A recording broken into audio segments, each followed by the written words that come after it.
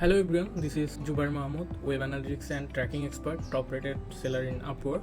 In this video, I'll show you how you can fix a common issue problem in Google Tag Manager. The issue is when we open our Google Tag Manager and if we preview our Google Tag Manager, it will load in different window. You can see our Google Tag Manager is connected, but it's loading in different window. It's not in the same page.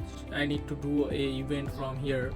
It's not in the same window. For that I need to open this window again and again and do the activity to test my Google Tag test my Google Tag Manager is working or not. For this issue fixing, you need to go into Google Web Store and open it. After that you can add this tag, Google Tag Assistant Companion. Open it and add it to your Chrome, add extension. After that, close your all tab and refresh this. Preview again your Google Tag Manager. Our Chrome extension is already added with our Chrome profile, and preview it.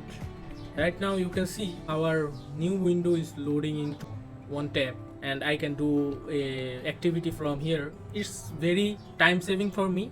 So if you want to save your time like this or fix this issue, you can apply this solution. Thank you. So if you want to get tips and video like this, support this channel and stay with our channel. Thank you.